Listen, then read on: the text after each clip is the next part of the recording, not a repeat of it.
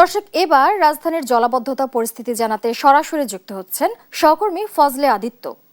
আদিত্য, নিশ্চয়ই শুনতে পাচ্ছেন আমাকে।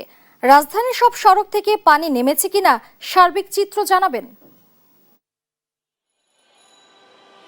সালমা, আপনি জানেন যে মৌসুমী জলবায়ুর প্রভাবে কিন্তু যে বৃষ্টিপাত শুরু হয়েছিল ঢাকা সহ বাংলাদেশ সারা বাংলাদেশে, সেই বৃষ্টিপাত কিন্তু দুর্ভোগে কিন্তু সাধারণ মানুষই পড়েছে। মূলত রাজধানীর যে চিত্র, সেই চিত্র কিন্তু গত 2 দিনের চিত্র থেকে আজকের চিত্রটা কিছুটা স্বাভাবিক। আপনি লক্ষ্য করলে দেখতে পাবেন যে এই সড়কটা জুড়ে, অর্থাৎ এটাই কিন্তু মৌচাক সড়ক, এই সড়ক জুড়ে কিন্তু পানিতে পুরোটাই প্লাবিত ছিল এবং সময় গড়ানোর সাথে সাথে সিটি কর্পোরেশনের যে প্রচেষ্টা এবং সরকারের যে প্রচেষ্টা, সেই প্রচেষ্টার ফল কিন্তু এখন আমরা দেখতে পাচ্ছি যে রাস্তায় স্বাভাবিকভাবে যানবাহনগুলো রয়েছে চলমান রয়েছে।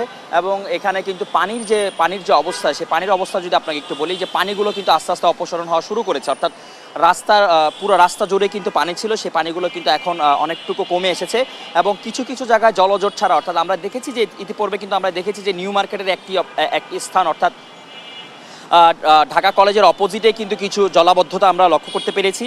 এবং এখানে অর্থাৎ রাজধানীর এই যে মৌচাক সড়কের যে সড়কটি রয়েছে, মৌচাক মালিবাগ যে সড়ক, সেই সড়কে কিন্তু কিছু কিছু জায়গায় কিন্তু এখনও কিন্তু কিছু কিছু জলজট কিন্তু আমরা দেখতে পাচ্ছি। এবং এটি নিরসনে কিন্তু সরকার কিন্তু বলেছেন যে সর্বাত্মক প্রচেষ্টা চালানোর জন্য, অর্থাৎ এখানে যারা সংশ্লিষ্টরা রয়েছেন, বিশেষ করে যারা সিটি কর্পোরেশন রয়েছেন, আমরা 2 সিটি কর্পোরেশনের মেয়রকে দেখেছি রাস্তায় নেমে কিন্তু তারা পর্যবেক্ষণ করেছেন এবং এটি সুরাহা করার জন্য যা যা করণীয় তা কিন্তু পদক্ষেপ নিয়েছেন দেখে কিন্তু 24 ঘন্টার মধ্যে কিন্তু ঢাকা শহরের বেশিরভাগ স্থানে কিন্তু পানি নিরসন হয়েছে। তবে নিরসন হয়নি যে জায়গাগুলোতে, সেই জায়গাগুলোর চিত্রটা কিন্তু আমরা তুলে ধরার চেষ্টা করছি এবং সেই চিত্রটা কিন্তু জলাবদ্ধতা বলা যাবে না, এটি একটি জলজট হতে পারে।